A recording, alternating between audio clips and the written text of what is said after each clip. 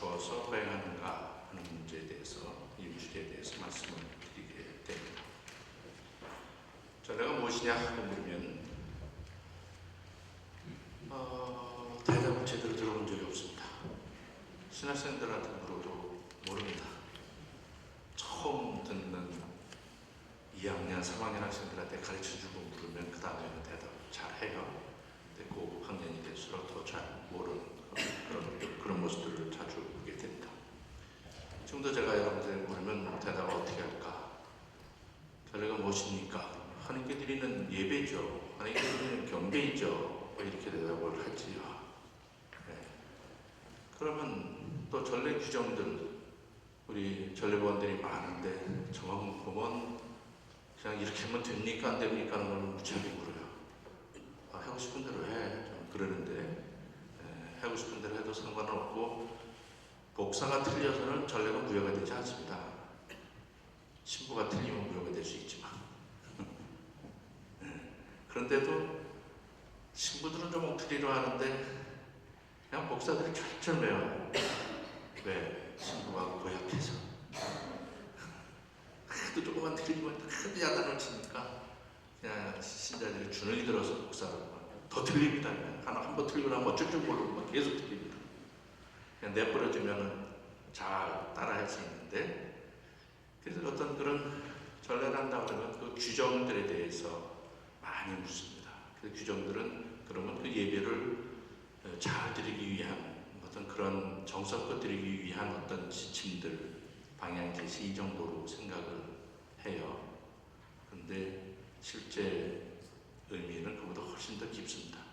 어떤 분도 지금 그걸 써가지고 그걸 외우시는 분 계시면 싹 지워버리셔야 돼요. 틀린 얘기하는 거니까. 제2바티칸 공의회가 전례를 개혁하기 위해서 열렸다고 말씀드린 적이 있는데, 그리고 가장 먼저 내게 된 문헌이 전례 헌장입니다. 1963년 12월 4일 트리덴트 공의회 끝나고 400년이 지난 날, 바로 그날 기념해서 이 전례 헌장을 반포하게 되었습니다. 근데 여기서 보면 전례를 이렇게 규정합니다. 전례는 예수 그리스도 사제직의 수행이다. 전례는 딱 7항에서 얘기하는데 이거는 그냥 외워야 돼요. 누가 전례가 무엇이냐 물으면 예수 그리스도 사제직의 수행입니다. 이렇게 대답해야 돼요. 한번 따라해 볼까요? 전례가 무엇이죠? 예수의 사제직의 수행이다. 근데 이렇게 학생들한테도 가르치고 신부가 돼서 나가면 본당 신부가 잘 모르거든요, 이 표현을. 그래가지고 새 신부들이 이렇게 얘기하면 그게 무슨 말이야? 뭐 이거 딴 얘기를 해요. 그냥 공적 예배지 뭐 이 정도로 또 깎아내리거든요. 그러면 또 보좌 신부가 뭐라 그러겠어요? 본당 신부 하는 대로 해야지. 그러면 이제 나중에 한참 지나고 나면은 잘 배운 보좌 신부도 모르게 돼요. 또 잊어버려. 예수 그리스도 사제직의 수행이라는 이 사실을 또 잊고 살게 된다는 거죠. 그러고 보면 그냥 계속해서 정성을 다해드리는 예배 정도로만 생각하게 돼요. 근데 분명 교회 문헌은 전례를 규정하기를 예수 그리스도의 사제직을 수행하는 것이라고 이렇게 규정합니다. 그래서 학생들한테는 이걸 누가 본당 신부님이 그게 뭐야 그러면 라틴말로 해주라고. 라틴말로 해주면 본당 신부가 딱 죽어가고 그러니까 그거 맞나 보다 그러면 이렇게 생각을 할 테니까 기죽지 말고 라틴말로 해줘라. 그래 라틴말로 막 외우게 시킵니다. 예수 그리스티 무네리스 사체로 딸리스 엑스리치타시오. 써줍니다. 이제 칠판에다 아주 외우라고. 예수 그리스도의 사제직의 무네리스 사체로 딸리스 엑스리치타시오. 엑서사이즈는 엑스리치타시오. 수행이다. 실행하는 것이다. 이렇게 얘기를 하죠.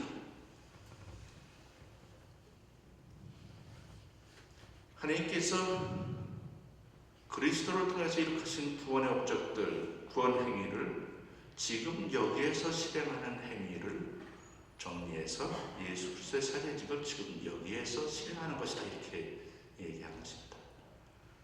예수 그리스도께서 세상에 오셔서 하신 일이 모두 한마디로 정리한다면 뭐예요? 구원, 인간 구원, 세상 구원. 그 직무를 다른 말로 정리하면 사제 직무. 그 예수 그리스도의 그 세상과 인간과 세상을 구원하신 그 사제의 직무를 지금 여기에서 교회 안에서 계속하는 행위를 전례라고 한다. 그래서 예수 그리스도 사제직의 수행 또는 실행이다. 그래서 우리는 이제는 예수께서 세상에 안 계시잖아요. 근데 교회를 통해서 계속해서 교회의 전례과정을 통해서 그 일을 계속하시기에 우리는 전례과정에 참여함으로써 예수 그리스도의 사제직이 가져온 구원의 효과를 받아 누리게 되는 거예요. 그 사제직을 지금 계속하는 행위, 그것을 전례라고 한다. 좀 앞줄러서 이렇게 말씀을 또 좀 더 드릴게요. 나중에 잊어버려서 못할지도 몰라. 제 원고는 많은데 이제 조금만 해야 되잖아요. 생각나는 대로.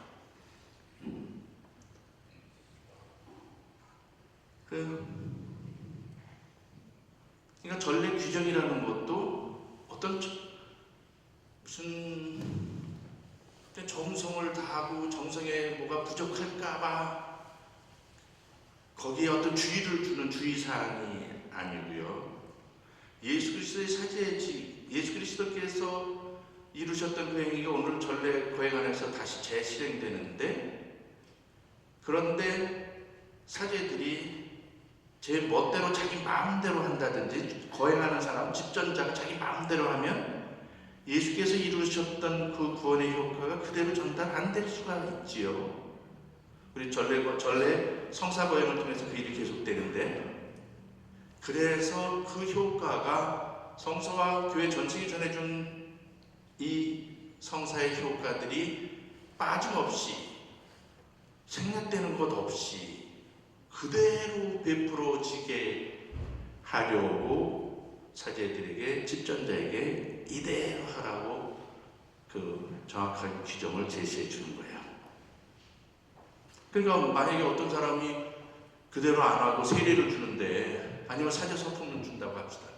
사제 서품을 주는데 주교가 자기 마음대로 해, 그냥 매번만 마음대로 해. 그러면 사제품을 받았는데 제각기 권한이 달라. 그럴 수 있잖아요, 그렇죠? 세례도 뭐 마음대로 막 줘. 그러면 어떤 때는 어떤 사람은 세례를 받고도 죄를 용서받지 못할 수도 있어요. 뭐 그런 일들이 생겨요.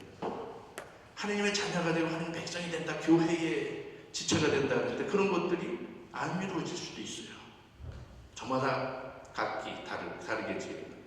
그래서 그 효과를 그대로 전해주기 위해서 전례 규정은 엄격하게 지키도록 명령하고 있는 거예요. 모든 사람이 그 세례라든지 아니면 그 성사를 받는, 아니면 사제품을 받는 모든 사제가 동일한 권한을 받고 그 사제직, 그리스도의 사제직에 참여할 수 있도록 하기 위해서 교회는 규정을 정합니다. 그거는 양보할 수 없어요. 제 멋대로 하라고 내버려 둘 수도 없어. 그래서 엄격하게 하는데, 이걸 가지고서 형식주의고 그냥 전례하는 사람들은 너무 고리타분하다 그래. 그런데 그렇지 않아요. 전례하는 사람들은 하나님께서 말씀이 사람이 되어 우리와 똑같은 한 인간으로, 한 유다인으로 사셨듯이 전례는 어느 민족에게 전해지든지 그 문화권에 적응하는 놀라운 적응력을 가지고 있습니다. 그래서 전례하는 사람들은 이렇게 어디 가면 그 문화를 이해하고 그 문화에 적응하려는 그런 섬세함을 가지고 있습니다. 외국에서도 손님들이 저를 찾아오고 그러면요, 보통은 우리 이제 식당, 한국 식당에 가고 뭐 어느 식당 가도 서양 양식당 가지 않는 한은 되게 그렇습니다만은 우리는 젓가락으로 먹잖아요. 그러면 꼭 외국에서 오는 손님들도 포크 앤 나이프 좀 달라 그래. 칼하고 포크를 좀 달라 그래요. 근데 전례하는 사람들은 포크 줄까? 아니, 나 이거 먹어볼게. 이래. 그 문화이기 때문에 그 문화를 이해하려고 해요. 그런데 유독 이상하게 하여튼 전례하는 사람들 아주 형식주의자처럼 이렇게 여기는 경우들이 굉장히 많습니다. 근데 우리는 전례 규정을 철저하게 지키는데 그것은 그 예식을 완성하는 하나의 수단만이 아니라 바로 그리스도의 구원 은총을 그대로 전달하기 위한 또 다른 노력이라는 사실을 기억하시면 좋겠어요. 여러분들도 미사에 참여하면서도. 그러니까 많은 사람들이 그러죠.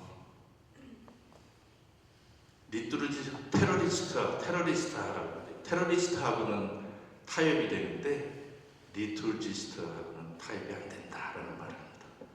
그러니까 리툴지스트하고 있는데 어떤 테러를 하는 테러리스트하고는 그래도 타협이 된다는 거죠.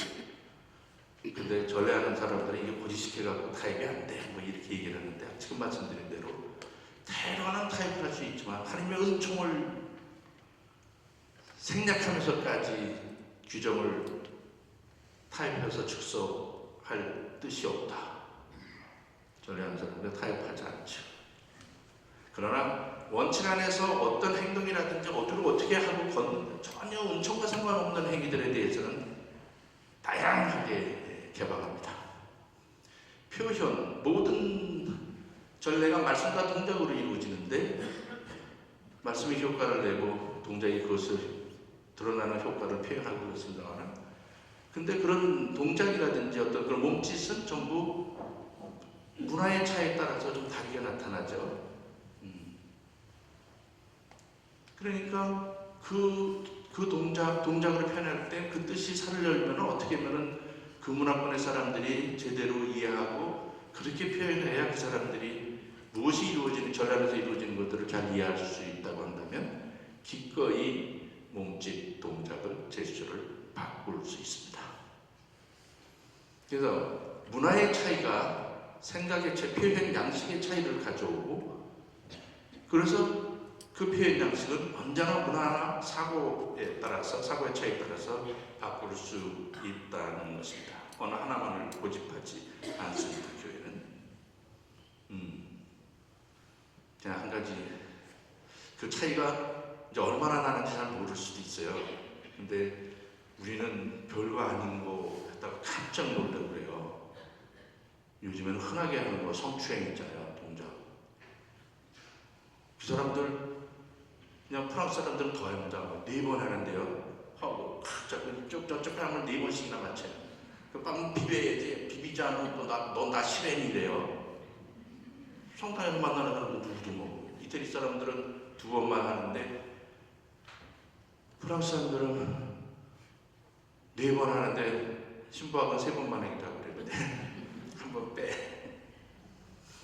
그런데 뭐 조금 친한 것 같아가지고 얘기하다가 아유 그랬구나 이렇게 툭 치면 깜짝 놀라고 난리 납니다. 그거 안 되는 행위거든. 뭐 최근에 어느 본당에서도 그런 일이 있었다 그래가지고 뭐 고소 고발이 이루어졌다고 해요. 성추행으로. 근데 하여튼 그런 것들에 놀라 그랬는데 이건 뭐 갑자기 엊그제 들은 얘기였으면 말씀드리는 거고 그 표현, 행동 방식, 그 어떤 표현 양식 굉장히 차이가 되게 많은데요. 우리 사람을 부를 때 우리는 이렇게 부르죠. 네? 이리 와. 근데 빨리 가. 맨 처음에 이렇게 했는지 모르면 두 번째부터 똑같아요. 이리 와! 저리 가!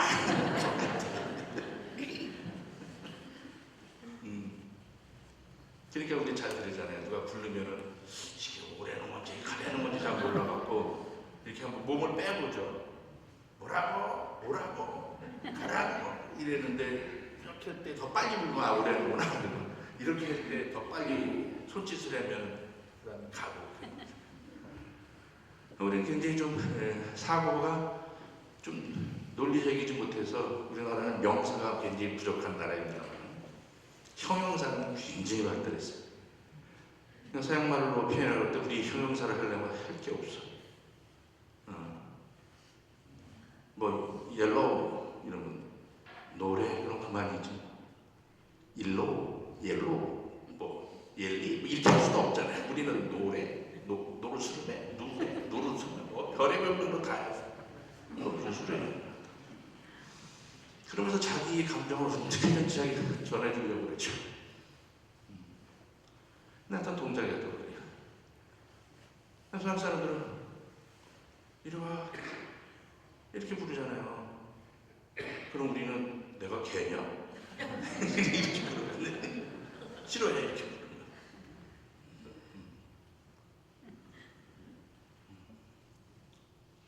하여튼 뭐 그것뿐만 아니라 그 문화의 차이, 사고의 차이에서는 여러 가지 어떤 그 표현 양식들이 오해를 불러일으키기도 하고 그렇습니다. 그래서 그런 것들을 전래 동작으로 불러드릴 때는 주교회의가 충분히 논의를 해서 자기 문화에 맞는 동작으로 표현하도록 이렇게 공고합니다. 뭐 서양 사람들은 이게 무릎 꿇고 반무릎 꿇고 그러는 거 잘한다면 인사할 때도 우리는 그런 것들을 없애서 그냥 깊은 절로 한다 뭐 이렇게 이제 바꾸기도 하죠. 예전에도 어디 갔다가도 우리 신자들에게도 뭐 얘기한 설명도 하고 그리고 있었기도 하나 우리 굉장히 틀리는 표현 이렇게 목례한다는 말. 목례가 뭐예요? 목례가 이목이에요? 인사법에 목을 어떻게 하라는 말은 없어요. 머리를 어떻게 하라는 말은 있는데 목례 사전 찾아보면 눈으로 하는 인사죠. 눈짓으로 하는 인사죠. 그래? 기분 좋아?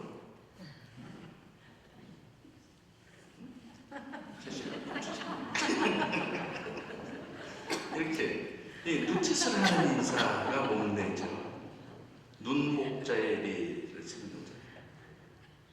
그럼 우리 가볍게 말 없이 가볍게 인사한다. 그건 뭐라 그래요? 우리말로 묵례. 묵례라고 하는 거죠.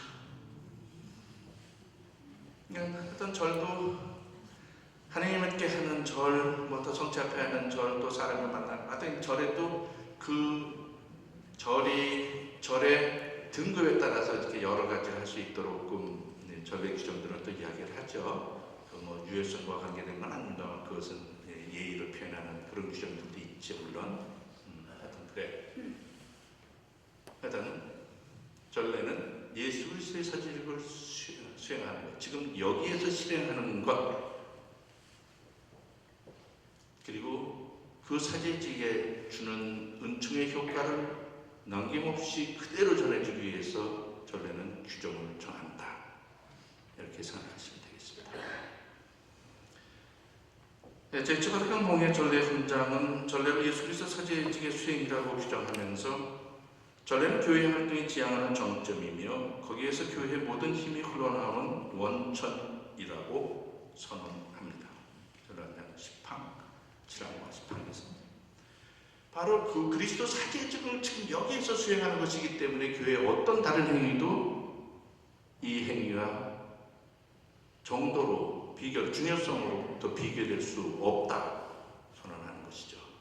교회의 모든 활동이 지향하는 정점이고 거기에서 모든 힘이 흘러나오는 원천이다.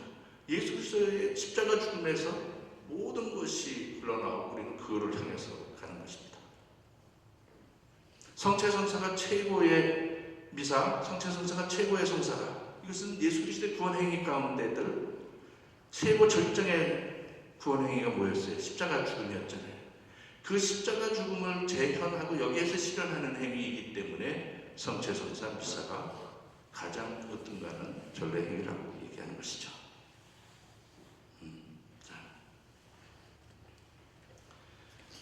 전례는 단순히 인간이 하나님께 드리는 예배 행위만이 아니라 하나님께서 그리스도를 통해서 인간을 성화하고 구원하는 행위이기도 합니다. 하나님께서 그리스도를 통해서 이룩하신 구원의 업적이 전례 거행을 통해서 지금 여기에서 실현됩니다.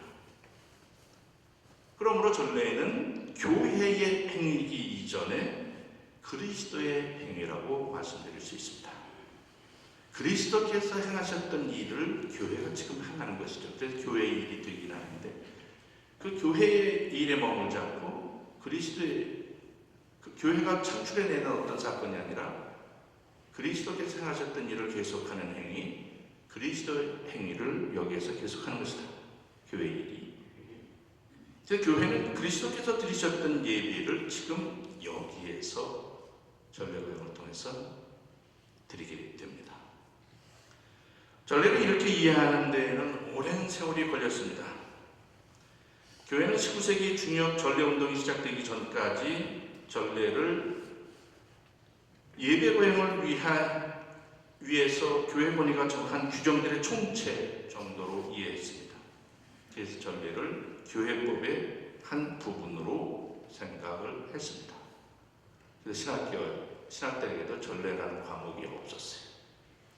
전례는 단순하게 규정만 배우면 예배를 잘 드릴 수 있다고 생각했기 때문에 전례학도 그런 규정들만 공부하는 학문에 불과했습니다. 그래서 교회법을 하는 사람이거나 아니면 전례 거행을 어떻게 해왔는지 여러 가지 형태의 역사를 연구하느라고 교회사 역사학을 하는 사람들이 가르쳤습니다. 그런데 20세기 말 19세기 말 20세기로 넘어오면서 전례가 무엇인지를 알게 됐어요. 깜짝 놀라가지고 모든 사제 양성 과정에서는 매 학기 전례학을 의무 과목으로 가르쳐라 명령하게 됩니다. 교수가 없어서 난리 났어. 그때부터 전례학부가 새로운 전례학부들이 생겨나면서 교수 양성에 많은 노력을 기울이게 됩니다. 19세기 중엽 만여부를 넘어서면서 시작됐던 전례운동은 그래서 처음부터 전례에 대한 그런 그릇된 이해를 극복하는 데 관심을 기울였습니다. 그래서 전례운동은 전례를 교육법적인 차원에서 신학적인 차원으로 그리고 신자들의 영성생활에 미치는 어떤 그런 영성적인 차원, 양성적인 차원으로 이해하기 시작했습니다. 이러한 전례운동에 직접적인 영감을 준 분은 프랑스 솔렘 수도원의 원장이었던 게랑제, 프로스퍼 게랑제라는 아바스였습니다. 수도원장 1805년에 태어나서 1875년에 돌아가셨습니다. 이런 것들은 뭐 칠판을 내가 쓰는데 안 쓰고 해보려고 이번에는 나중에 또 다른 자리에서 뭐 할 때는 칠판을 좀 쓸 수 있겠죠.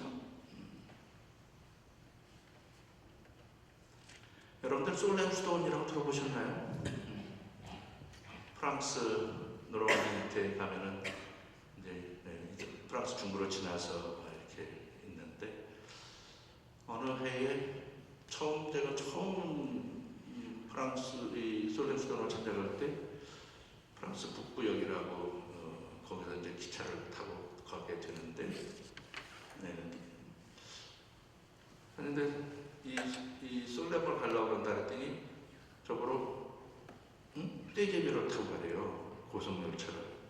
거기 조그만 동네 고속열차가 가? 그랬더니 거기까지는 안 가는데 이건 글자로 써야 되는데 사블레라고 사블레 S-A-B-L-E 악상이 있는데 그 사블레라는 곳까지 떼제비를 타고 가서 거기서 갈아타고 지방열차 타고 가면 쉽게 빨리 간다는 거예요, 영문이. 그래가지고 그렇게 해서 갔어요. 근데 나중에 보니까 사블레도 무지하게 조그만 동네예요, 프랑스에서도. 근데 나중에 생각해보니까 우리나라에도 알려져 있는 도시더라고. 뭐? 사브레. 이 사브레 비스켓으로 우리나라에 일본을 통해서 들어오는 바람에 사불레가 발음이 안 돼갖고 일본 사람들이 사불레 지금도 있죠. 저도 커피 마실 때 잘 먹던 비스킷이거든요. 관련한데 하여튼 그리고 거기에 이렇게 낙농업이 굉장히 발달해가지고 세계적으로 이렇게 치즈, 포마즈라는 이 치즈를 굉장히 많이 수출하는 그런 동네예요. 그런 비스켓도 뭐 그렇게 했습니다만 하여튼 그래가지고 세계에서 참 많은 사람들이 다녀가는 곳이어서 동네는 작은데도 떼제배가 쓰는 거야. 거기서 솔렘 수도원을 이렇게 방문하고 어떤 그레고리안 성가로 하는 미사, 성물도 뭐 등등에 하루 종일 참석하면서 이렇게 그 수도원의 분위기를 느껴본 적이 있습니다. 하여튼 그런 곳인데 프랑스 혁명 때에 수도원 다 까부셨습니다. 끌리니 수도원 가서 1차적으로 다 부셨습니다. 그런 상황 속에서 게랑제 아빠스는 1833년 7월 11일에 베네딕토 성인을 죽이된다면은 이 분도 수도원, 베네딕토 수도원이야 솔렘 수도원이게 로만 교구, 그 교구 측의 동의를 얻어 3명의 동료와 함께 프랑스 혁명 때에 파괴되고 사라진 옛 솔렘 수도원을 재건하게 됩니다. 그런데 그는 전래 재건을 통해서 수도 생활을 쇄신하고자 했습니다.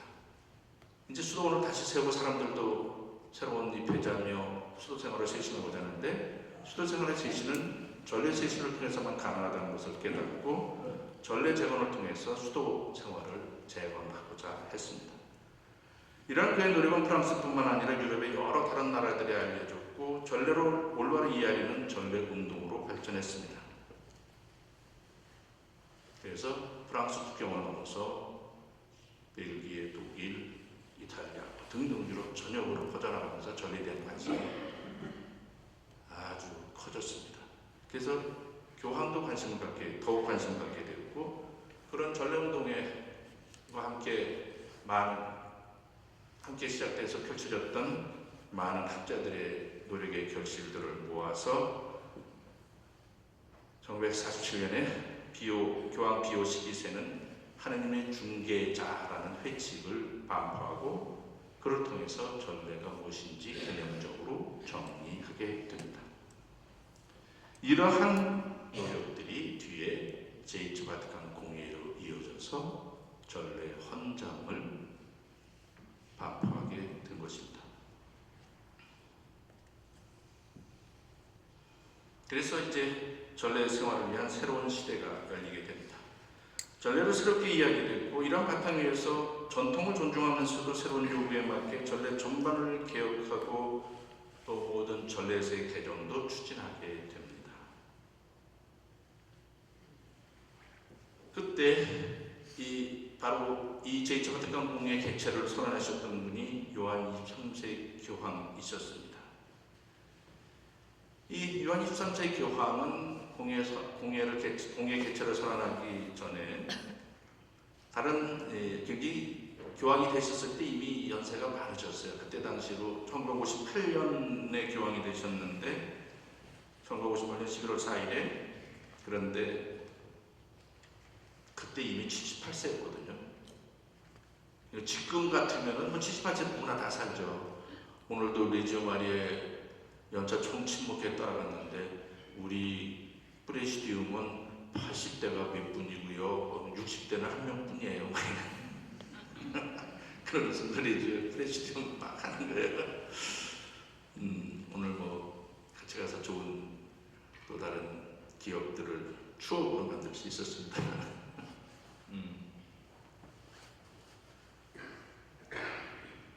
근데 요한 23세가 교황이 되셔서 그 즉위식 미사를 하는데 그날 즉위식 미사를 하시고 나서 그때의 당신 소회를 말씀하셨어요. 뭐라고? 나는 그 즉위식 미사에서 커다란 소외감을 느꼈다 그랬습니다. 보통은 교황됐다고 나 소외시키고 그러지 말라고. 아, 그 높은 자리에 올라간다. 소외감 느끼게 하지 말고 나 좀 그때도 잘 봐줘. 보통 이렇게 얘기를 하는데 거꾸로 요한일서 3세 교황이 되신 그날 주기 미사에서 소외감을 느꼈다고 말씀하셨어요. 그럴 것 같아요. 저도 우리에게 너무 멀어서 조금 소외감 느끼거든요. 그리고 신자들이 이렇게 보면 지금은 쫙 이렇게 있지만 평일미사도 보면 쫙에다 저 뒤에 앉아있어. 내가 싫다는 거거든요. 그러면 소외감 느끼는 거잖아요. 요한 23세가 교황이 되셨는데 그냥 뭐 왕관 3중간을 막 쓰죠. 그 다음에 가마를 태워서 아주 일산을 바치죠. 그러면서 지나가는 길에는 스위스 근위병이 쫙 서서 사람들의 접근을 막죠. 교황 제대는 높은데 사람들은 오지 못하게 다 막죠. 이게 뭐 하는 거냐? 꼭 무슨 황제 즉위식과도 같고 개인 숭배에 같았다. 지금도 가면 비슷하게 이루어지는데요. 많이 간소화됐다 하더라도. 요한 23세는 그거에서 굉장한 소외감을 느꼈기 때문에 그거를 연일 이탈리아 방송에서 계속 토론의 주제를 삼아서 연일 방송을 했다는 거죠. 방송 막 토론하면서. 지금 프란치스코 교황님도 교황 되셔서 하셨을 때 그 다음날 우리나라는 제가 분명히 전화 인터뷰를 하면서도 전해줬는데도 우리 방송에서 전혀 다루지도 않고 평화방송하고 인터뷰했는데 전혀 그 다음날도 얘기 안 했는데 이탈리아 방송에서는 다음날 막 그냥 계속 몇날 며칠을 그 얘기를 했어요. 뭐 프란치스코 교황님이 그랬잖아요. 양 냄새 나는 목자 되라고.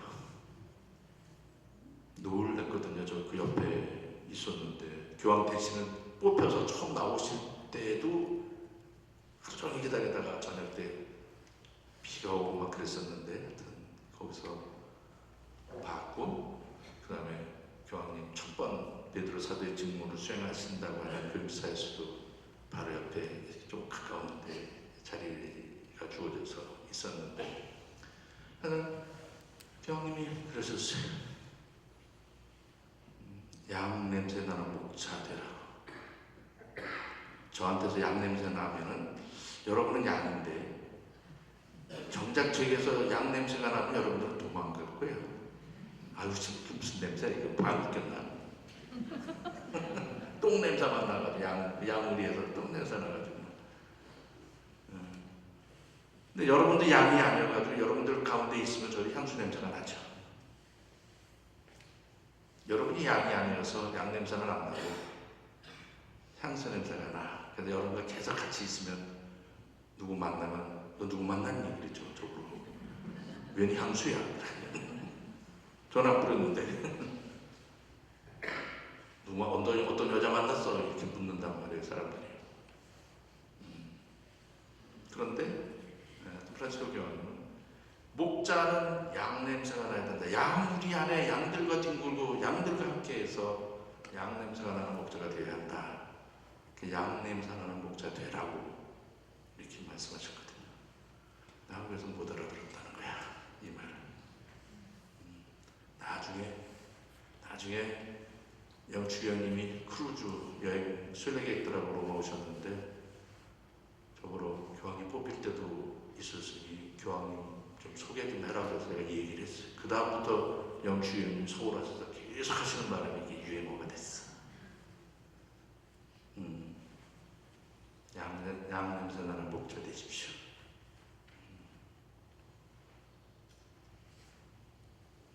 맞던 모르겠습니다. 여러분에게도 양 냄새가 나는 기꺼이 제 몸에서도 양 냄새가 날 거라고 기대합니다만. 근데 하여튼 요한일서 그렇듯이 요한 23세에도 소외감을 느꼈다고 그러시면서 목자와 양의 만남의 최고의 만남의 자리는 아련실이 아니라 전례 거행의 현장이어야 한다고 말씀하셨습니다. 전례 안에서 양과 목자의 만남이 이루어져야 한다. 그런데 아까 말씀드린 대로 이미 교황이 됐을 때 78세가 되면 노인 시달지. 그 다음에 이제 나중에 그 다음 해에 그러시면서도 많은 사람들 만나고 또 사람들을 당신 경당에 초대해서 미사도 하고 막 그래요. 그런데 교황님 나이 많다고 교황님 성체분배 힘든데 앉아 계셔. 그냥 여정하게 앉으라고 다른 젊으신 분들 시켜서 성체분배하는 거거든요. 조그만 뭐 어디 이런 경당에 살 때도 그냥 교황님이 속이 터지는 거야. 목자가 양한테 먹을 걸 줘야 되는데 못 주게 하고 앉아 계시라고 맨날 그러니까. 근데 어느 날 로마의 청소부들을 초대했어요. 그래가지고 미사를 드렸는데 그때 이 예절 책임자가 그때 없었어. 그러고서 내려가서 바로 신자들에게 성체를, 로마 청소부들의 성체를 나눠주고 너무너무 좋아하셨다.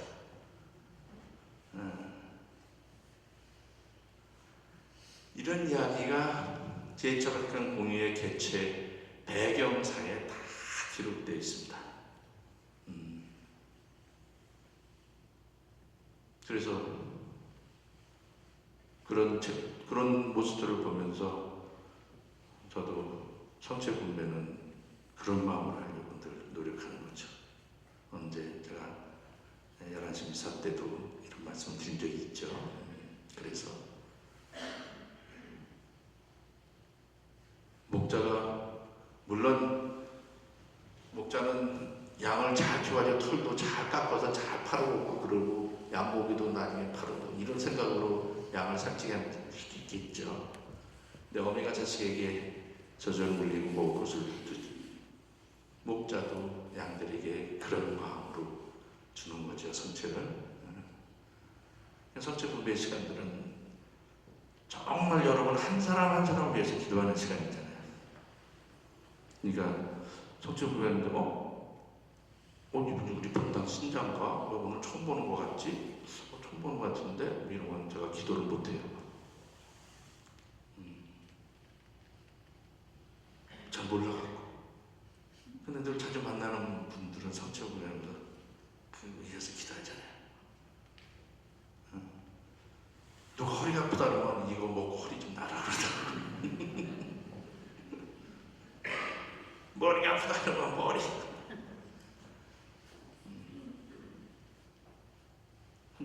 이렇게 목자가 양에게 먹이를 주듯 성체를, 사자는 성체를 그렇게 양들에게 주는 거죠, 먹이로.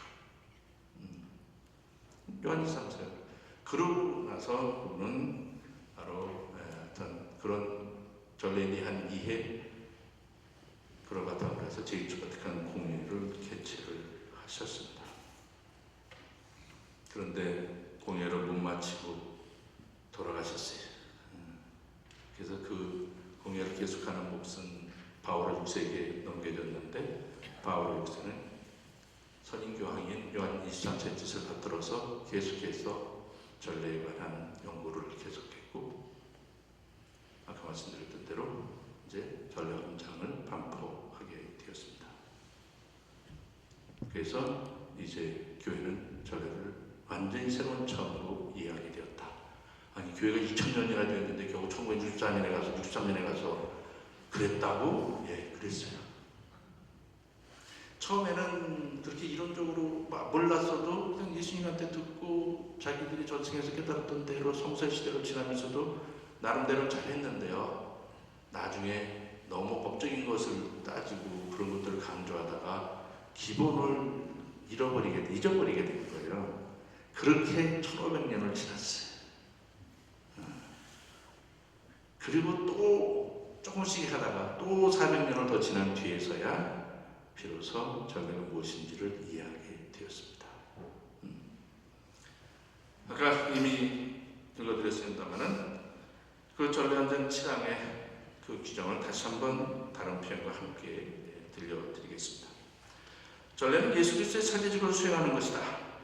전례 안에서 인간의 성화가 감각적인 표징들을 통해 드러나고 각기 그 고유한 방법으로 실현되며 그리스도의 신비체 곧 머리와 그 지체들이 완전한 공적 예배를 드린다.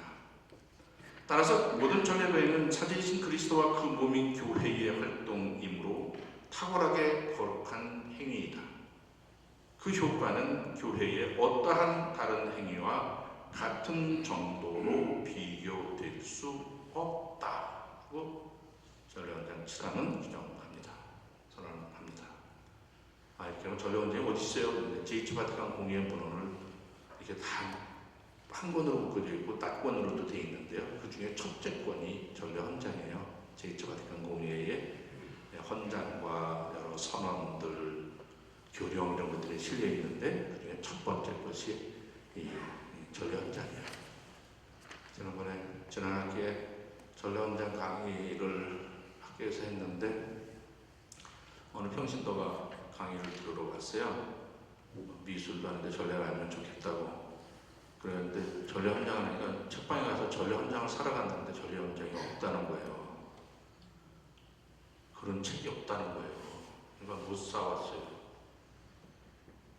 그래서 제가 가지고 있는 책을 그냥 줬습니다만 그 책방에도 있죠. 전례 헌장으로만 따로 안 팔았었는데 제2차 바티칸 공의회 문헌을 사면 있는 거예요. 그 안에. 어떤 신자가 그랬잖아요.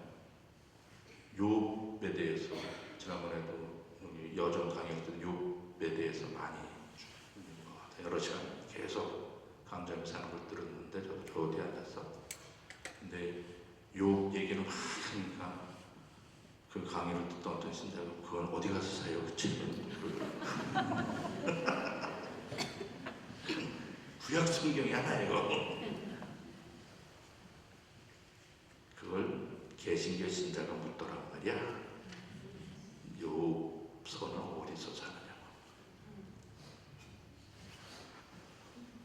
네, 저 개신교 신학대학 중에서 최고 가는 대학이 한신대인데요.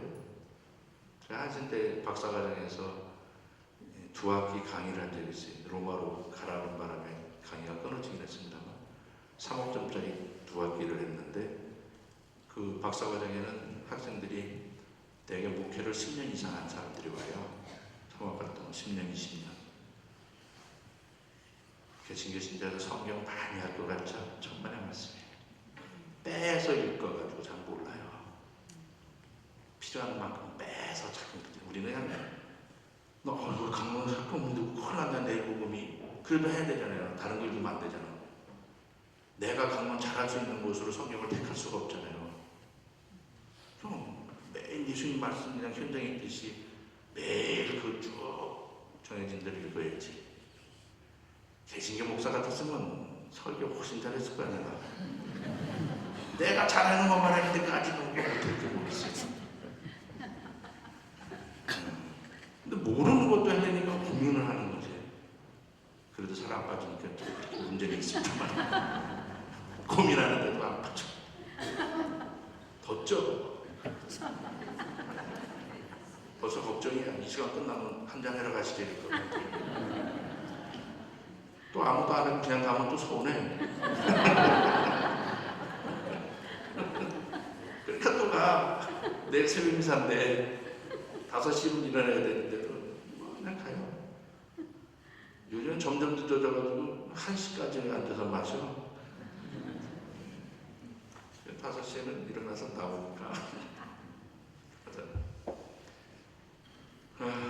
전에 헌장 얘기를 했습니다만 이거는 제2차 바티칸 공의회 문헌 중에 첫째로 배열되어 있는 그런 헌전례를 정의하면서 그에 앞서서 그렇게 전례를 이해하도록 돕기 위해서 먼저 이런 얘기도 함께 합니다.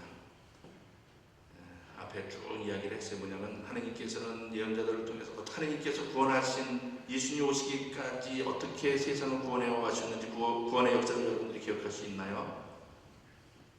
성서 공부하면 맨날 창세기만 하다가 끝나가고 아니면 기껏해야 출애굽기에 끝나버려가지고 어떻게 했는지 어떻게 구원했는지 막 몰라. 그래서 다 그래서 예수님 오실 때까지 읽으면 어떻게 하나님께서 우리를 구원하러 오셨는지를 막 알게 되거든요. 여러분들에게 그런 기회를 제가 좀 드리죠. 이렇게 부활 성약 때는 제가 9개 독서를 1개도 안 빼놓고 다 하거든요. 그럼 하나님께서 어떻게 구원하셨는지를 뽑아서 그래도 다 알 수 있게 되는 그냥 주어진 기회예요. 부활 성야는 밤 10시 반에 시작해서 새벽까지 주면 한 2시쯤 끝나잖아요. 힘드신 분은 안 오셔도 되지만 은총을 놓치는 기회가 될 거야. 좋은 기회를 못 보게 될 거예요. 하여튼 그렇게 해서 오면 마지막으로 예수님께서 오셔서 십자가로 돌아가셨다가 부활하시고 성령을 보내심으로써 구원을 이루셨어요. 그 다음에 끝났어요.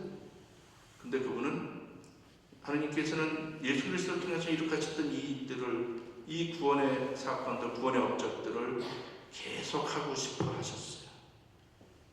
예수님이 다시 하늘로 가신 뒤에도 성령을 보내셔서 그 성령을 통하여 이 일이 계속 되기를 바라셨어요.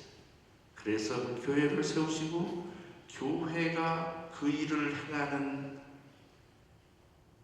행위로 전례를 세웠다. 그러니까 하나님께서 쭉 인간을 이렇게 구원해 오셨는데 그 사업, 인간 구원 사업을 계속 이룩하시려고 이제는 교회를 세우시고 교회의 전례를 통해서 그 일을 계속 하신다. 이런 거죠. 그렇게 세상 마지막 끝날까지 그 위대한 구원의 과업을 이루시고자 그리스도께서는 언제나 교회에, 특별히 전례 행위 안에 계신다.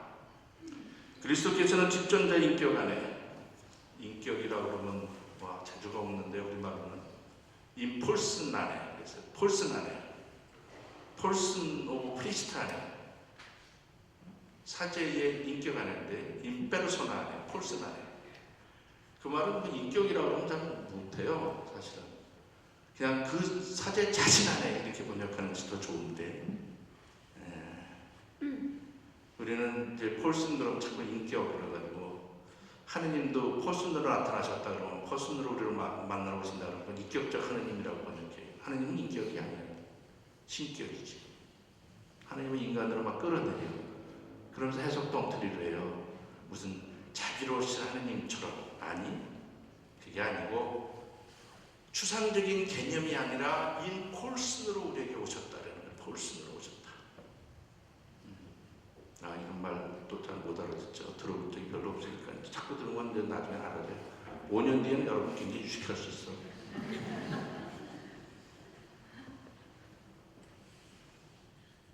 제가 잘난 척을 잘하기 때문에 잘난 척 있는 대로 하면 여러분들이 잘난 척에 그냥 감염이 돼갖고 잘할 수 있다고.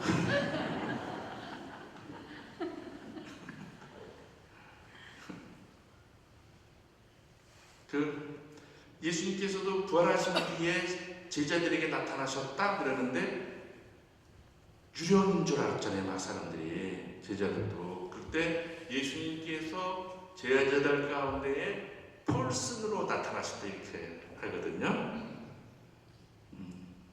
영어 말인가? 폴슨. 그러니까 유령이 아니라 폴슨으로 직접 그분 모습으로 그 제자들에게 나타나셨다는 말을 쓸 때 쓰는 표현이에요. 그러니까 예수님이 하느님이 그냥 추상적인 개념으로 막 이렇게 우리에게 아니라 직접 우리와 교감하는, 직접 나타나는 그런. 학생들도 되게 못 알아듣더라고요, 이런 말에도. 그래서 어느 영어 표현을 하나 했더니 금방 알아들었어요. 영어 잘하시는 분들 많으시죠? 나는 그녀를 직접 만났어. 안녕하세요. 여기서 뭐라고 할까요? 나는 그녀를 직접 만났어. 학생들이 다이렉트리 만났다고 별소리. 전화로 만날 수도 있고요. 편지로도 알 수 있고요. 뭐 별거. 나는 그녀를 알아. 그런데 여러 가지로 알 수 있어. 근데 직접 만났어. 그때 영어로 이렇게 말해. I met her in person. I met her in person. 그냥 직접 만났어. 근데 person으로 만났어. first person 이런 말 쓰잖아요. 그러니까 애들이 알아들었어. 하느님이 그렇게 우리를 만나신다는 말이에요. 그 인격적 하느님이 자비로우신 하느님, 휴머니스틱한 하나 그런 뜻이 아니야. 그런 사제 인격 안에 그분이 실제로 현존하신다는 말이야. 그래서 사제가 하는 행위가 당신의 행위가 되게 하신다. 그렇죠? 인폴슨 안에 현존하신다. 그런데 인폴슨 미니스터 집전자 인격 안에 또한 특히 성천의 형상들 안에 현존하시어 미사의 희생 제사 안에 현존하신다. 그리스도께서는 당신 친히 그때 십자가에서 바치셨던 희생 제사를 지금 사제들의 집전으로 봉헌하고 계신다. 당신 능력으로 성사들 안에 현존하시어 누가 세례를 줄 때에 그리스도께서 친히 세례를 주신다. 당신 말씀 안에 현존하시어 교회에서 성서를 읽을 때에 당신 친히 말씀하시는 것이다.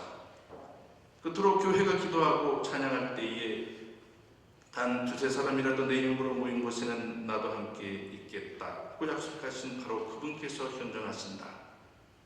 전례원장 지나서 이렇게 쭉 설명하고 이제 전례는 예수 그리스도 사제직의 수행이다 이렇게 선언을 하게 됩니다. 그렇기 때문에 전례는 교회 활동이 지향하는 정점이고 동시에 거기에서 교회의 모든 활동이 흘러나오는 원천이라고 정의하면서 전례원장은 이렇게 계속합니다. 그러기에 전례는 신자들이 파스카 성사로 힘으로도 그 사람 속에 한마음이 되도록 촉구하고 믿음으로 받은 것을 생활로 지키도록 기도하며, 지난 시간에 제가 라틴말로만 설명을 드렸지만 렉스 오란드 렉스 크레덴 렉스 비벤디라는 말인데 지금 그 얘기를 여기서 있어요. 믿음으로 받은 것을 생활로 지키도록 기도하며 주님과 인간의 계약이 성찬 내에서 새로워져 신자들을 그리스도께 대한 열렬한 사랑으로 이끌고 불타오르게 한다. 그러므로 전례에서 특히 성찬 내에서 마치 샘의 솥처럼 은총이 우리에게 흘러들고 또한 교회의 다른 모든 활동이 그 목적으로 추구하는 인간 성화와 하느님 찬양이 가장 커다란 효과로 그리스도 안에서 이루어지는 것이다. 이렇게 성찬례는 모든 전례 행위의 정점이며 원천입니다. 아까도 말씀드렸던 대로 예수 그리스도의 구원 사건들 가운데 십자가의 구원이, 십자가의 죽음이 첫 자리를 차지하는 만큼 그것을 제안하는 성찬례는 당연히 모든 전례 행위의 첫 자리에 있습니다. 성찬례를 비롯해서 다른 개별 성사들의 거행은 우리에게 전달되는 그리스도의 다양한 은총을 표현합니다. 전례는 칠성사를 비롯한 여러 다른 준성사들의 거행 모두를 자기 행위 안에 포함합니다. 또한 교회는 모든 백성을 구원하기를 바라시는 하나님의 보편적 구원 의지에 따라서 모든 시대의 모든 사람들이 동일하게 그리스도의 구원 사건을 체험할 수 있도록 1년 안에 그리스도의 전 생애 사건들을 기념합니다. 그것을 전례 주년이라고 합니다. 그러니까 그리스도의 구원 사건, 그리스도와 함께 살았던 사람들 말고는 그분의 전 생애의 사건들을 체험할 수가 없잖아요. 근데 우리는 1년이라는 전례 주년, 1년이라는 주기 안에서 그리스도의 전 탄생에서 죽음과 부활, 성령 강림, 재림까지 모든 사건을 기념함으로써 모든 사람들이 모든 시대에 옛날 2000년 전에 살았던 사람들 말고도 모든 시대의 모든 사람들이 동일하게 그 구원의 사건들을 체험할 수 있게 한다는 것이죠. 1년만 잘 살아봐요. 태어나서 그분의 탄생에서부터 이제 부활 때까지도 그분이 생애에 주셨던 모든 사건을 기념하면서 우리는 그리스도의 전 구원 사건을 만나게 되는 거예요. 이런 어떤 하나님의 보편적 구원의지, 모든 시대의 모든 사람들을 동일하게 구원하고자 하시는 의지를 우리는 전례 주년으로 표현해요.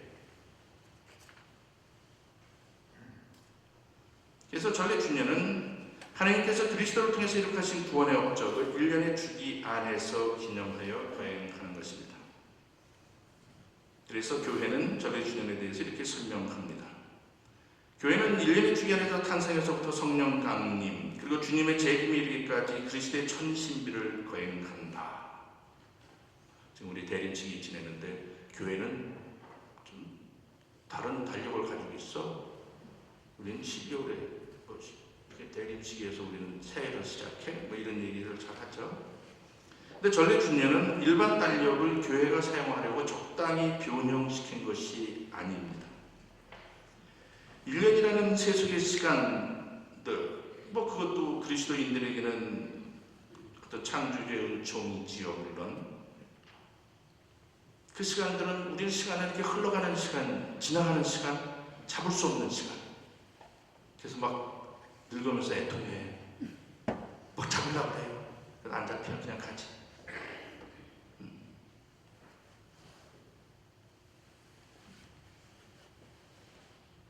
그렇게 흘러 지나가 버리고 마는 시간 안에 우리는 그리스도의 전생의 신비들을 기념하면서 끝났다고 하는 순간에 다시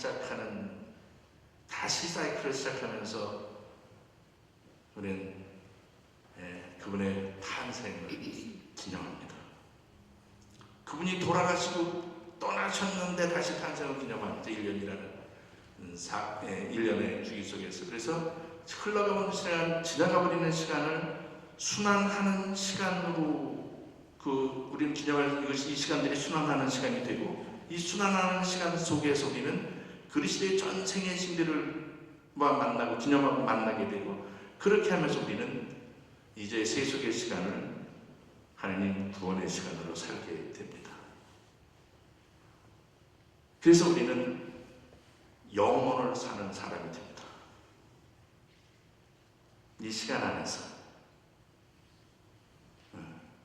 세상 사람들이 흘러가고 없어져 버린 시간이라고 붙들 수 없는 시간이라고 하지만 끝났다고 하는 그 시간에 우리는 다시 새로운 시작을 함으로써 흘러가는 시간이 순환하는 시간이 되고 거기에서 그리스도의 사건들을 매번 기념하면서 우리는 우리의 삶을 새롭게 하는 성화하는 그렇게 해서 구원의 시간을 살게 되고 우리는 그 순환하는 시간에서 영혼을 체험하며 영혼을 살게 됩니다. 이렇게 해서 모든 시간은 구원의 시간이요 하느님의 시간이 되었습니다. 이렇게 해서 하나님의 구원 계획이 모든 시대의 모든 사람들에게 미치게 되었습니다. 그래서 우리는 하나님의 구원 계획은 보편적이라고 이야기합니다. 여러분들 혹시 어디 다른 데 가서 강의 듣고 그랬으면은 그 구원 경륜 뭐 이런 거 그런 단어도 들어봤는지 몰라. 그러니까 그거 뭡니까 설명을 하다가 위대한 경륜가 뭐 이렇게도 하잖아요. 경륜이 있어 저 사람 그런 거 있잖아요. 그런 건데요. 그러니까 저는 이 하나님의 성서이고 하나님의 구원 역사들을 이렇게 보면서 하나님의 솜씨에 놀라곤 하거든요. 여러분들 그런 생각 해봤어요? 이게 누가 사람이 이룬 일을 이거 누가 만들었어? 이야 이 솜씨 좋네. 이야 이 작품 좋네. 예술가들의 작품을 보면서도 근데 하나님이 이룩하신 그 구원의 역사들을 보면서 하나님 솜씨에 감탄하게 된다. 여러분들 그런 얘기하면 무슨 하나님께 뭐라고 그러나 불손한 것처럼 돼서 뭐 그런 생각들을 안 하려고 그러는데요. 여러분의 생각은 그보다 훨씬 더 불손하잖아요. 너무 못된 생각을 많이 했잖아요. 하나님한테는 더 못된 얼마나 더 많이 해. 너무 하나님 그렇게 하면 안 되지. 하나님한테 이런지 안 되지. 그거 뛰어넘어서 뭐라고요. 나중에 다음 시간에 전래 영성에 대해서도 말할 때 그런 말씀도 드릴 건데 전래 영성이 뭐냐? 우리 영성적인 사람이라는 게 뭐냐? 그건 하나님의 생각을 아는 사람이에요. 하나님의 생각을 아는 사람.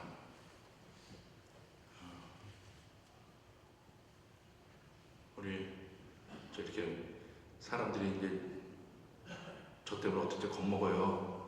강론에다 또 내 얘기 하려고. 근데 하느님의 생각을 아는 사람, 하느님이 좋아하시잖아요. 그러니까 하느님의 생각을 아니까 하느님의 일을 하는 거잖아요.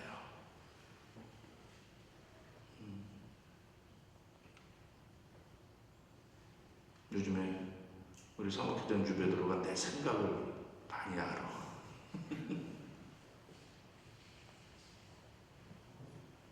그냥 처음에 못 알아들었는데 아 이거 하려는 거구나 그게. 그걸 알아듣을 때도 있지. 이렇게 하나님의 생각을 하는 게 영성적인 사람인데요. 그냥 하나님께서 이루신 일들에 대한 그분의 솜씨를 한번 보라고.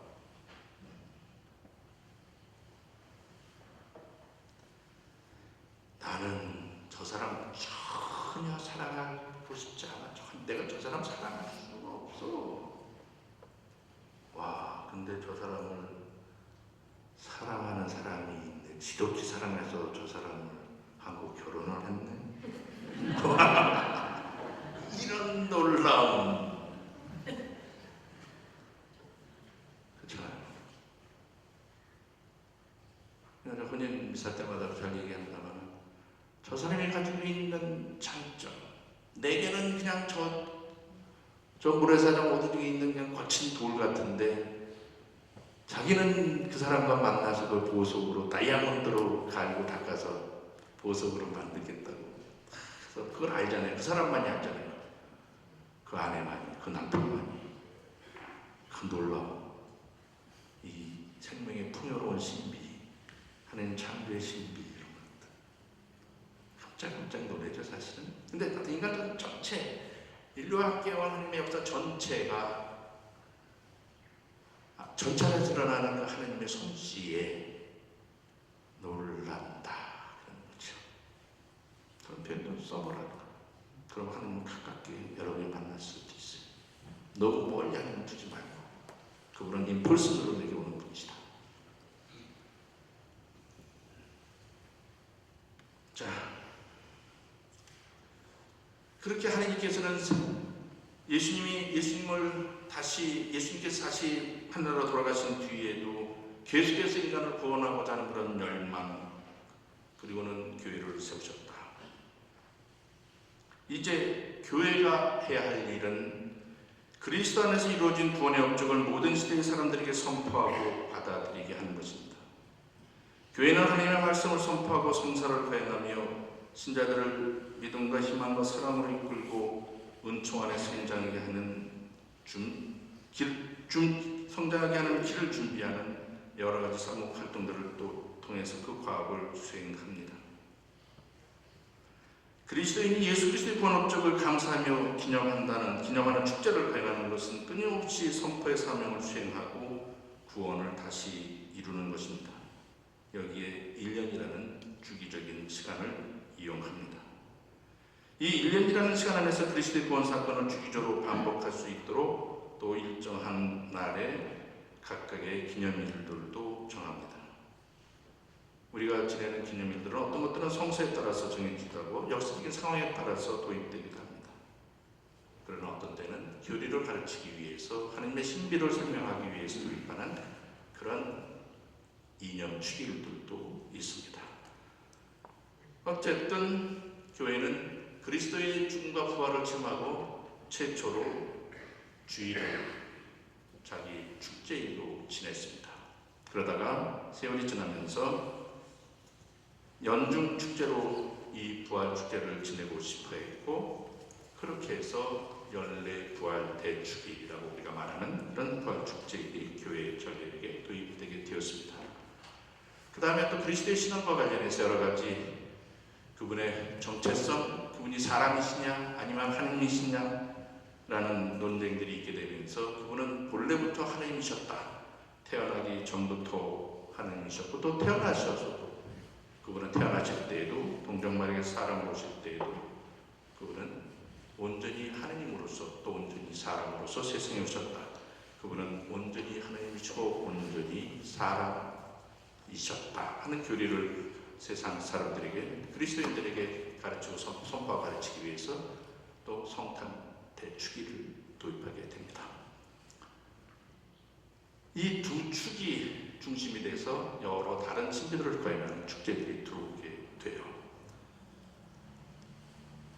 모든 그리스도 구원 사건의 중심은 그분의 죽음과 부활로 이르는 파스카 사건입니다. 그래서 파스카 신비를 기념하는 파스카 시기가 가장 중요한 시기입니다. 근데 이제 교회는 그래서 오늘 이제 부활 대축일을 중심으로 해서 부활 대축일을 정하고, 현실적으로 부활 대축일을 정한 뒤에 그 앞에 준비 기간을 정하고, 성탄 축제는 변함없이 2월 25일로 서방교회는 지내고 있습니다만은 동방교회들은 1월 6일에 또 지내죠. 같은 신비를 기념하는 축제를. 근데 부활 축제를 하는데 처음에는 논쟁들이 많았어요. 예수님께서 부활하신 바로 그날에 매번 기념해야 하느냐. 근데 그분은 주간 첫날이라고도 하고 주간 마지막 날이라고도 하는 그 주일에 태양의 날에 그분이 부활하셨단 말이에요.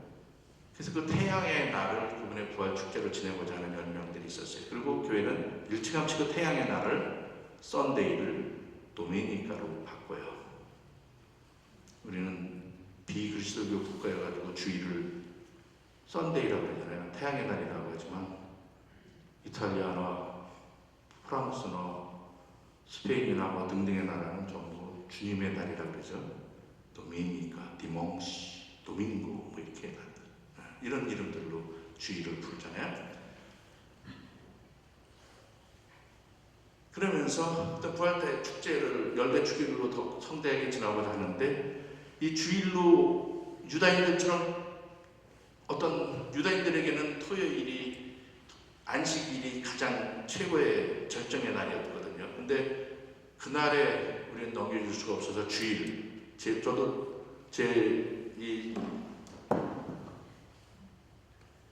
전화기를 들고 온 이유도 있는데, 제 전화기에는 이렇게 보면 저는 월요일에서 시작해서 주일이 절정의 날로 돼 있거든요. 그래서 가끔 옆에서 제 전화기 보면 날짜 틀려가면서 그 수요일 아니야 이거 뭐 화요일이야 뭐 이렇게 되고 목요일이야 뭐 이랬는데, 근데 그리스도교국들에서는 월요일에 시작해서 주일이 완성의 날이라 해가지고 주일이 맨 마지막에 있거든요.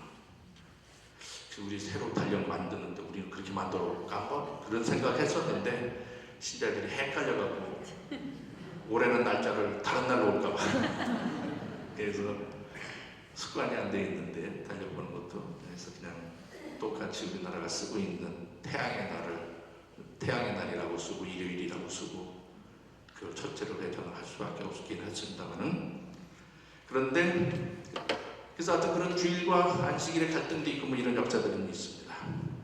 오늘 이제 이 부활 축제일을 정하는데 어떤 날로 정해서 모든 교회가 똑같이 그날의 부활 축제를 지내고자 하는 어떤 그런 바람들이 있어서 논의를 합니다.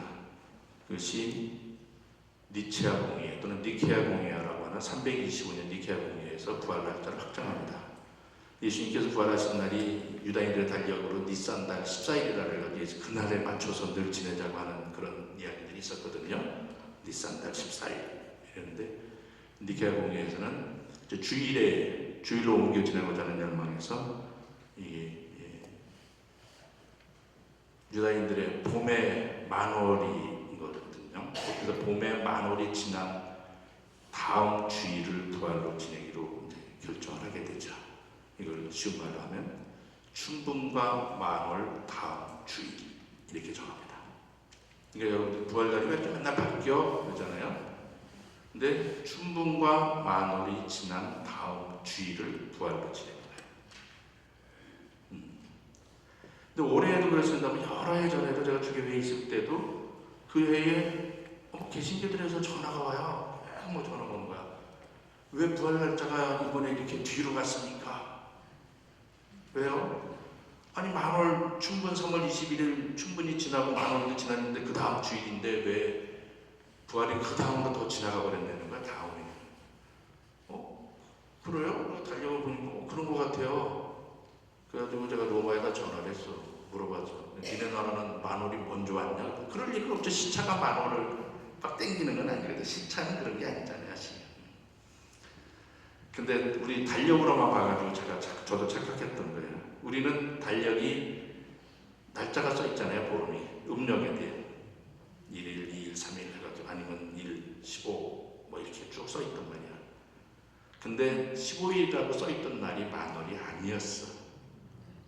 그런 날 많잖아요. 우리. 정월 대보름 했는데 달력 달 보면 아니네 그러잖아요. 다음 날이 만월이잖아요. 그런 거 있잖아요. 그렇죠? 그 추석 때도 그래요. 그런 때들이 있어요.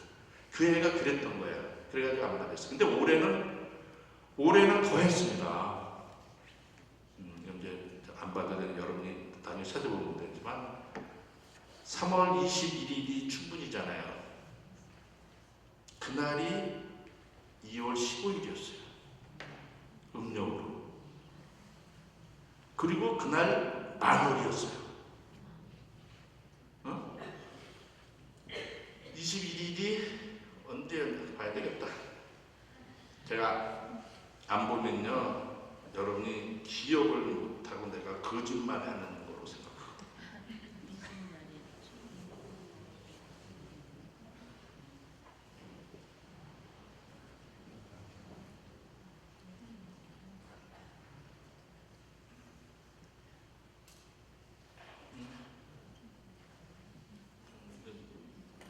언제적 달리기냐 이게? 내년 이제 2019년, 네, 2019년 3월 21일 그리고 2월 15일 이렇게 돼 있어요. 그러면 춘분과 만월이 이날 있었고 그 다음에 주일이면 3월 25일이 주일이거든요. 그럼 3월 25일이 부활절이었어야 돼요. 근데 올해 부활절은 4월 22일이었어요. 이것도 난리 났잖아요.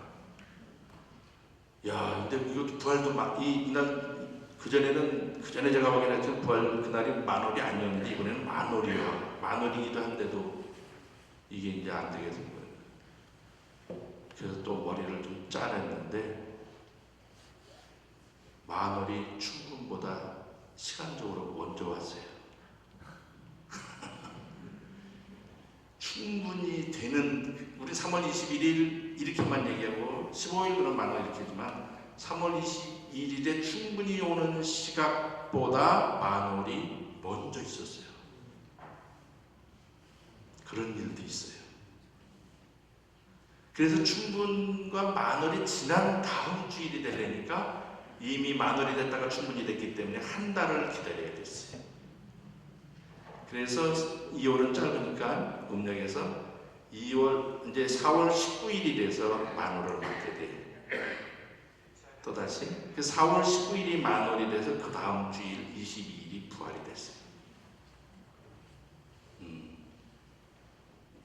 그러니까 계산해 보면요, 이제 부활이 최고 빨리 오면 3월 21일이 춘분과 만월인데 22일이 주일이면 그날 오는 거야. 3월 22일 날 제일 빨리 올 수 있죠. 근데 지금처럼 딱 춘분과 만월이었는데 그날이 주일이야. 그러면 다음 주일로 가지만 근데 만월이 먼저 지나가 버렸어. 그러면 한 달 뒤에 이렇게 오잖아요. 근데 올해는 4월 19일 만월이 금요일이었거든요. 목요일.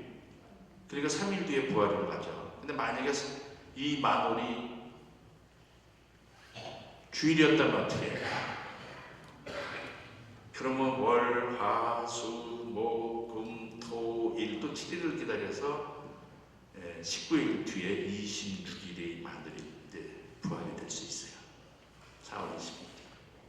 채우 늦어지면 음력 달력으로 보여주려고 들고 온 건데요.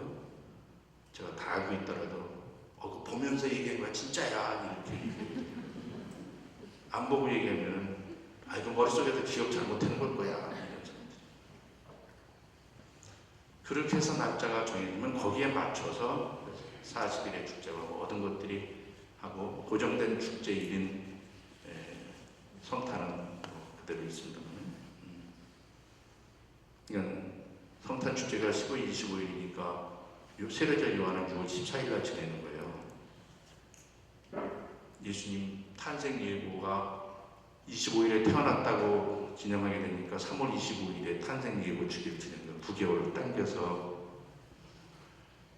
근데 요한 세례자는 이미 예수님 탄생 예고를 할 때 세례자는 벌써 엘리사벳이 이미 지난 6개월이나 됐다고 하잖아요. 6월 24일에 축일을 지내는 거고요. 이렇게 하여튼 그러면서 어떤 여러 가지 축제 일들이 정해집니다. 어떻든 하나님께서 시대를 넘어서 모든 시대의 모든 사람들을 구원하고자 하는 그 열망으로 이제 예수님은 떠나셨지만 성령을 통해서 교회 안에 계속 현존하게 하심으로써 그 교회 전례과정을 통해서 그 일을 계속함으로써 이제 전례과에는 하나님께서 지금 세상을 구원하는 하나의 그분의 구원 방법이에요. 이를 통해서 당신의 일을 계속해 나가시는 거예요. 이러면서 우리는 이 전례 안에서 기도하면서 그리스도의 신비가 무엇이고 이 전례과정에서 이루어지는 일들이 무엇인지를 기도를 통해서 가르쳐주고 그렇게 배운 것들을 삶 안에서 실천하게 된다. 그래서 그렇게 살도록 또 기도하는 것이다. 그래서 전례과정은 어떤 교리 교육의 통상적이면서도 가장 탁월한 자리이다. 이렇게도 얘기를 하는 것입니다. 믿는 대로 기도하고 기도하는 대로 믿는다. 우리는 그 기도하면서 내가 어떻게 살아야 할지 삶의 길을 배우게 된다. 그래서 지난 시간들에 이 전례 대립식을 어떻게 살아야 하는지 기도문들의 내용들을 쭉 설명을 드리면서 대립식이 어떤 시기이고 그리고 어떻게 살아야 하는지 그 신들을 어떻게 살아야 하는지를 말씀드렸던 것입니다. 다음 시간에는 말씀으로 힘을 얻는 전례에 대해서 말씀을 드리겠습니다. 근데 호기심을 좀 자극하고자 미리 말씀드리면 전례는 모두 말씀으로 힘을 얻는데요. 한번 여기서 평일미사에서도 강론하면서 한 적이 있어요. 말씀을 현존하게 하여 현존하시는 말씀으로 말미암아 말씀이 된다. 이 이야기를 다음 시간에 하겠습니다. 말씀을 현존하게 하여 현존하시는 말씀으로 말미암아 말씀이 된다. 그래서 사제가 거행하는 전례가 그리스도의 행위가 되는 거예요. 그분의 말씀이 되는 거예요. 네, 오늘 여기까지. 은총을 가신 마리아님 기뻐하소서. 주님께서 함께 계시니